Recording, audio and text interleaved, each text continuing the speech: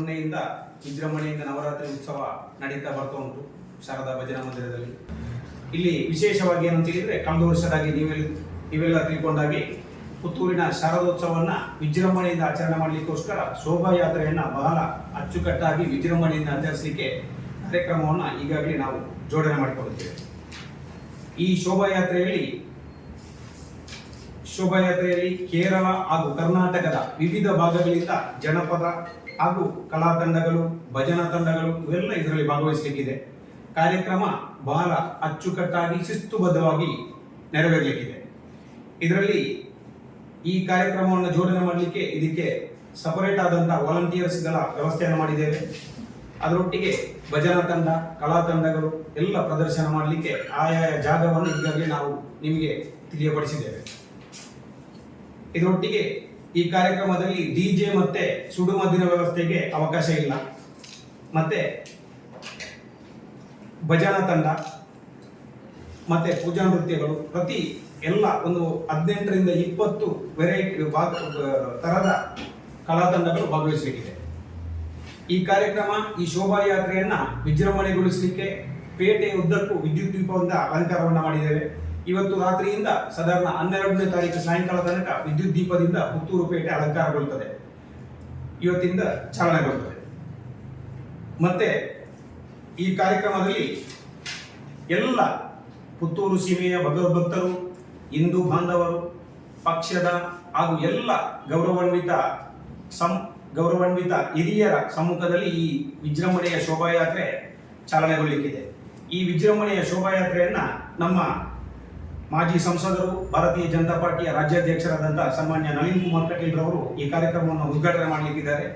ಈ ಉದ್ಘಾಟನೆ ಬೊಳುವಾರು ವೃತ್ತದಲ್ಲಿ ಸಾಯಂಕಾಲ ಕರೆಕ್ಟ್ ಆಗಿ 5 ಗಂಟೆಗೆ ಉದ್ಘಾಟನೆಗೊಳ್ಳುತ್ತದೆ. 5 ಗಂಟೆ ಉದ್ಘಾಟನೆ ನಂತರ 10:30 ಗಂಟೆ ಒಳಗೆ ದರ್ಬೆ ವೃತ್ತವನ್ನ ಸಮೀಪಿಸಲಿಕ್ಕೆ ಈಗಾಗಲೇ ನಾವು ಕಾರ್ಯಕ್ರಮವನ್ನ ಆಯೋಜನೆ ಮಾಡಿಕೊಂಡು ಈಗಾಗಲೇ ನಾವೆಲ್ಲ ರೀತಿಯ ವ್ಯವಸ್ಥೆಯನ್ನು ಮಾಡಿಕೊಂಡಿದ್ದೇವೆ. ಇದರೊಟ್ಟಿಗೆ ಎಲ್ಲ ಸಮಾಜದ ಭಗವದ್ಭಕ್ತರು ಎಲ್ಲರೂ ಈ ಕಾರ್ಯಕ್ರಮವನ್ನು ಚಂದವಾಗಿ ನಡೆಸಿಕೊಡ್ಲಿಕ್ಕೆ ನಿಮ್ಮೆಲ್ಲರ ಸಹಕಾರ ಬೇಕು. ಎಲ್ಲರೂ ಇದರಲ್ಲಿ ಬಂದು ಭಾಗವಹಿಸಬೇಕು ಅಂತ ಕೇಳ್ಕೊಳ್ತಾ ಈ ಕಾರ್ಯಕ್ರಮವನ್ನು ಯಶಸ್ವಿ ಮಾಡಿ ಕೊಡ್ಬೇಕಂತ ನಿಮ್ಮೆಲ್ಲರಲ್ಲಿ ಕೇಳ್ಕೊಳ್ತಾ, ಇನ್ನು ಕೆಲವೊಂದು ವಿಚಾರವನ್ನ ಇದರ ಬಗ್ಗೆ ನಾನು ಈ ಶೋಭಾಯಾತ್ರೆ ಸಂಚಾಲಕರಾಗಿ ನವೀನ್ ಕುಲಾಲ್ರನ್ನ ನಾವೀಗ ಸಮಿತಿಯಿಂದ ಆಯ್ಕೆ ಮಾಡಿದ್ದೇವೆ. ಅವರು ಇದರ ಬಗ್ಗೆ ಕೆಲವು ಸಂಕ್ಷಿಪ್ತವಾದ ವಿವರಣೆಯನ್ನ ನೀಡಿದ್ದಾರೆ. ಕಳೆದ ವರ್ಷ ಕೂಡ ಶೋಭಾಯಾತ್ರೆ ಬಹಳ ಅದ್ದೂರಿಯಿಂದ ನಡೆದಿದೆ. ಈ ವರ್ಷ ಅದಕ್ಕಿಂತಲೂ ಈಗಾಗಲೇ ಗೌರವಾಧ್ಯಕ್ಷರು ಹೇಳಿದಾಗೆ ಅದರಿಂದ 3 ಪಟ್ಟು ವಿಜೃಂಭಣೆಯಲ್ಲಿ ಶಾರದೋತ್ಸವದ ವೈಭವದ ಶೋಭಾಯಾತ್ರೆ ನಡೀಬೇಕು ಅನ್ನುವಂಥದ್ದು ಸಂಕಲ್ಪ ಮಾಡಿದ್ದೇವೆ. ಅದಕ್ಕೆ ಬೇಕಾಗುವಂಥ ಪೂರ್ವ ತಯಾರಿ ಆಗಿದೆ.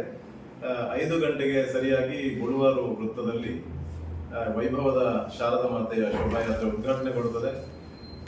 ನಾಡಿನ ವಿವಿಧ ಭಾಗಗಳಿಂದ ಆಗಮಿಸುವಂತಹ ಭಜನಾ ತಂಡಗಳು ಈ ಒಂದು ವೈಭವದ ಶೋಭಾಯಾತ್ರೆಯ ಮುಂಚೂಣಿಯಲ್ಲಿರುತ್ತದೆ.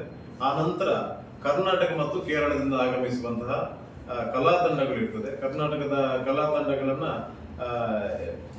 ಈಗಾಗಲೇ ವೀರಗಾಸೆ ಇದೆ, ವೀರಗಾಸೆಯ ಒಟ್ಟಿಗೆ ಡೊಳ್ಳು ಕುಣಿತ ಇದೆ, ವೀರಭದ್ರ ಕುಣಿತ ಇದೆ, ಕಹಳ ಇದೆ, ಆಮೇಲೆ ಜುಗ್ಗಳಿಗೆ ಹೇಳುವಂತ ಬಹಳ ದೂರದ ಉತ್ತರ ಕರ್ನಾಟಕದಿಂದ ಬರ್ತಾ ಇದೆ. ನಂತರ ಮಂಗಳೂರಿನ 2 ವಿಶೇಷವಾದಂತಹ ಆಕರ್ಷಣೆ ಅಂತಂದ್ರೆ, ಒಂದು ಬೃಹತ್ತಾದಂತಹ ಹನುಮಂತ ಮತ್ತು ಘಟೋತ್ಕಜ ಈ ವೇಷಗಳು ಬರ್ತದೆ. ಬಹಳ ಸುಂದರವಾಗಿ ಇದನ್ನ ನಾವು ವೀಕ್ಷಣೆ ಮಾಡಲಿಕ್ಕೆ ಅವಕಾಶ ಇದೆ. ಅದರ ಜೊತೆಗೆ ವಿಶೇಷವಾಗಿ ಇಲ್ಲಿವರೆಗೆ ಪುತ್ತೂರಿನ ಇತಿಹಾಸದಲ್ಲಿ ಕೇರಳದಿಂದ ಯಾವುದೇ ಕಲಾ ತಂಡಗಳು ಇಲ್ಲಿವರೆಗೆ ಆಗಮಿಸಲಿಲ್ಲ. ಪ್ರಪ್ರಥಮ ಬಾರಿಗೆ ಪುತ್ತೂರು 90ನೇ ವರ್ಷದ ಪುತ್ತೂರು ಶಾರದೋತ್ಸವದ ಈ ವೈಭವದಲ್ಲಿ ಕೇರಳದ ತ್ರಿಶೂರಿನಿಂದ ಒಂದಷ್ಟು ಕಲಾ ತಂಡಗಳು ಬರ್ತಾ ಇದೆ. ಅದರಲ್ಲಿ ಪಂದಲಾಟಂ ಅನ್ನುವಂತಹ ವಿಶೇಷವಾದಂತಹ ಕಲಾ ತಂಡ ಇದೆ, ಸಿಂಗಾರಿ ಕಾವಡಿ ಅನ್ನುವಂಥ ಕಲಾ ತಂಡ ಇದೆ, ಕಥಕ್ಕಳಿ ಇದೆ. ಅದರ ಜೊತೆಗೆ ಒಂದಷ್ಟು ಬೋರ್ಡ್ ಅನ್ನುವಂಥ ಅದರ ಜೊತೆಗೆ ನೃತ್ಯ ಮಾಡುವಂತಹ ಕಲಾವಿದರು ಬರ್ತಾರೆ. ಅದರ ಜೊತೆಗೆ ಮಹಿಳಾ ಸಿಂಗಾರಿ ಮೇಳ ಇದೆ, ತಿರಾಯಾಟ್ಟಂ ಅನ್ನುವಂತಹ ಒಂದು ವಿಶೇಷವಾದಂತಹ ಕುಣಿತ ಕೂಡ ಈ ಸಲದ ಶೋಭಾಯಾತ್ರೆಯಲ್ಲಿದೆ. ಆದ್ದರಿಂದ ಈಗಾಗಲೇ ಗೌರವಾಧ್ಯಕ್ಷರು ಹೇಳಿದ ಹಾಗೆ ಪುತ್ತೂರಿನ ಜನರು ಒಂದು ಶಾರದೋತ್ಸವ ಅಥವಾ ದಸರಾದ ಮೆರವಣಿಗೆಯನ್ನು ನೋಡೋದಕ್ಕೆ ವಿವಿಧ ಭಾಗಗಳಿಗೆ ಹೋಗ್ತಾ ಇದ್ರು. ಆದರೆ ಪುತ್ತೂರಿನ ಜನರು ಪುತ್ತೂರಿನಲ್ಲಿಯೇ ನಿಂತು ಒಂದು ಈ ವೈಭವವನ್ನು ನೋಡಬೇಕು ಅನ್ನುವಂಥದ್ದು ನಮ್ಮೆಲ್ಲರ ಸಂಕಲ್ಪ. ಅದಕ್ಕೆ ಬೇಕಾಗುವಂತ ತಯಾರಿಗಳು, ಸಿದ್ಧತೆಗಳು ನಡೆದಿದೆ. ಈಗಾಗಲೇ ಪಟಾಕಿಗಳಿರೋದಿಲ್ಲ, ಡಿಜೆಗಳಿರೋದಿಲ್ಲ. ಇದನ್ನು ವಿಶೇಷವಾಗಿ ನಾವು ಆಗಾಗ ಹೇಳ್ತಾ ಬಂದಿದ್ದೇವೆ. ಸಂಪೂರ್ಣವಾಗಿ ಭಕ್ತಿ, ಸಂಸ್ಕೃತಿ ಮತ್ತು ಕಲೆಯ ಅನಾವರಣದ ಒಂದು ಅದ್ಭುತ ಕಾರ್ಯಕ್ರಮ ಆಗಬೇಕನ್ನುವಂಥದ್ದು ನಮ್ಮೆಲ್ಲರ ಚಿಂತನೆ. ಅದಕ್ಕೆ ಪೂರಕವಾದಂತಹ ವಾತಾವರಣ ಇವತ್ತು ಪುತ್ತೂರಿನಲ್ಲಿ ನಿರ್ಮಾಣ ಆಗಿದೆ. ಬಹಳ ಸಹಕಾರ ದೊರಕ್ತಾ ಇದೆ.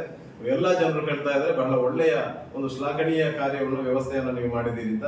ಅದಕ್ಕೋಸ್ಕರ ಒಂದು ಸುಂದರವಾದಂತಹ ಒಂದು ವಾಲಂಟಿಯರ್ಸ್ ಇದ್ದಾರೆ, ಸ್ವಯಂ ಸೇವಕರಿದ್ದಾರೆ. ಅವರ ಜೊತೆಗೆ ಇಡೀ ಒಂದು ಈ ವೈಭವದ ಶೋಭಾಯಾತ್ರೆ ಬಹಳ ಶಿಸ್ತಿನಿಂದ ಸಾಗಲಿಕ್ಕಿದೆ.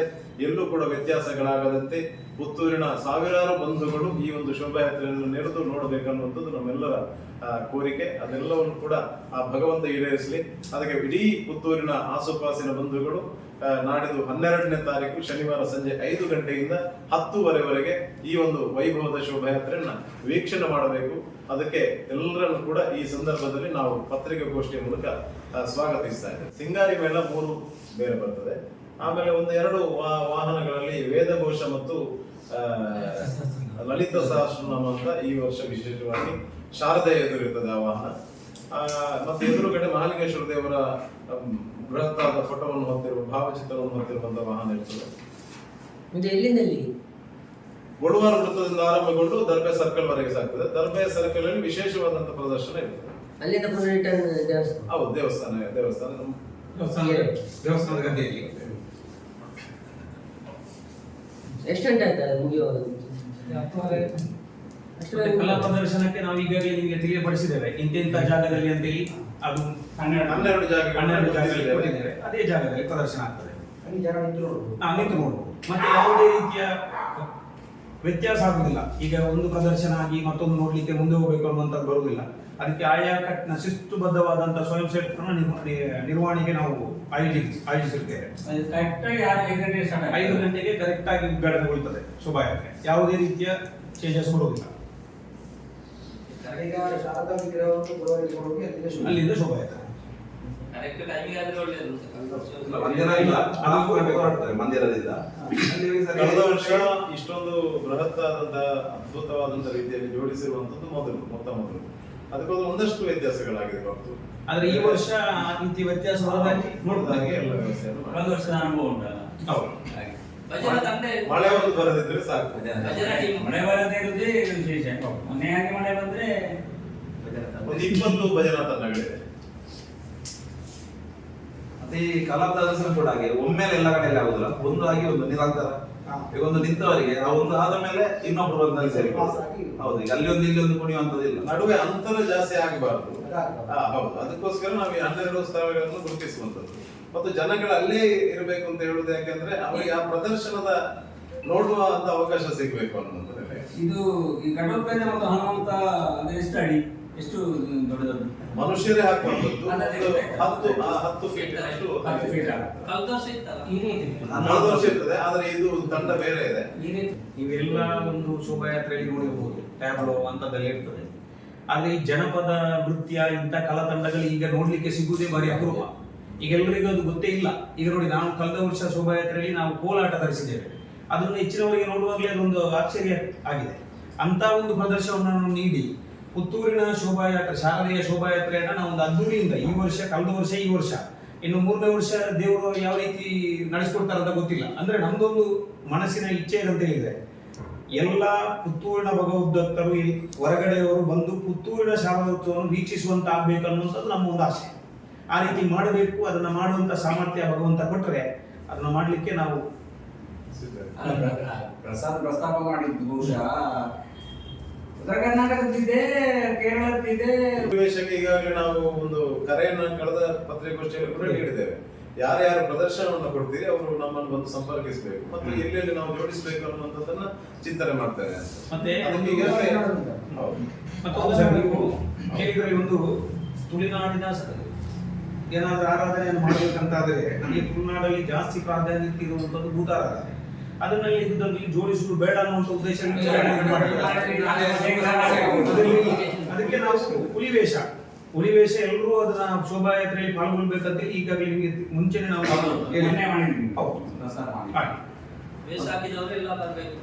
ಮತ್ತೊಂದು ವಿಶೇಷವಾಗಿ ನಮ್ಮ ಪೇಟೆಯ ವರ್ತಕರಲ್ಲಿ ಮನವಿ ಏನಂದ್ರೆ, ಈಗ ದೇವರಲ್ಲಿಂದ ಹೊರಡುವಾಗ ನಮಗೆ ಪ್ರತಿ ಒಂದು ಅಂಗಡಿ ಬಾಗಿಲಲ್ಲಿ ಹಣ್ಣು ಕಾಯಿಲೆ ಇಡ್ತಾರೆ. ಅದು ದಯವಿಟ್ಟು ಯಾರು ಮಾರ್ಗಕ್ಕೆ ನೀರೆಲ್ಲ ಯಾಕಂದ್ರೆ ಈ ಭಜನೆ ಮಕ್ಕಳಿದ್ದಾರೆ ಅವ್ರು ಬರೇ ಕಾಲಲ್ಲಿ ಹೋಗುದು. ಈ ನೀರೆಲ್ಲ ನೆಲಕ್ಕೆ ಹಾಕಿದ್ರೆ ಏನಾಗ್ತದೆ, ನಾವು ಹೊಯ್ಗೆಲ್ಲ ಇದಾಗಿ ಕಾಲಿಗೆಲ್ಲ ತುಂಬಾ ಈಗ ನಾವು ಪೇಟೆ ದೇವರು ಬರೋ ಟೈಮಲ್ಲಿ ಹಾಗೆ ಆಗ್ತದೆ.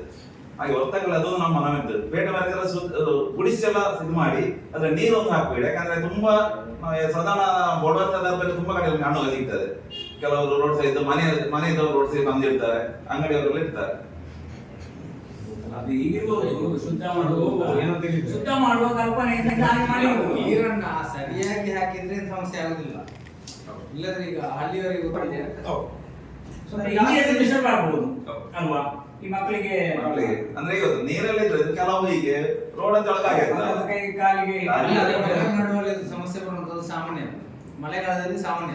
ಜಾತ್ರೆಗಳು ಬಂದು ವೀಕ್ಷಿಸಬೇಕಂತ ನಮ್ದೊಂದು ಲೈಟಿಂಗ್ಸ್ ಬಗ್ಗೆ ಹೇಳಿದ್ರ ಕೊಡುವವರಿಂದ ದರ್ಬೆಯವರಿಗೆ Lightings.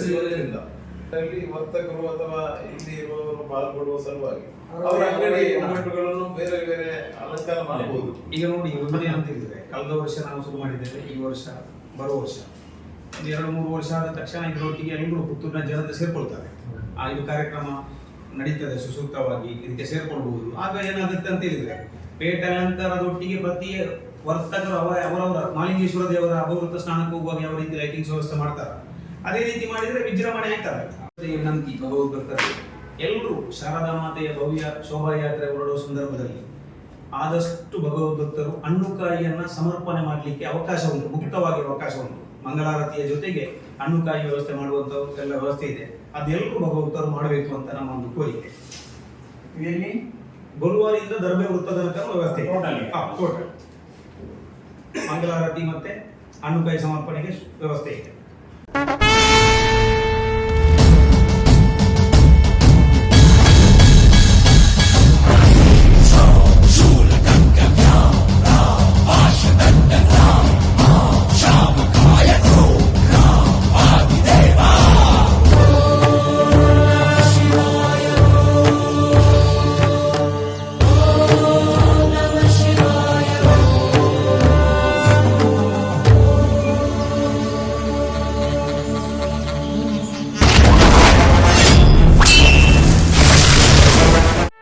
ಸುದ್ದಿ ಚಾನಲ್ ಕ್ಷಣ ಕ್ಷಣದ ಸುದ್ದಿಗಾಗಿ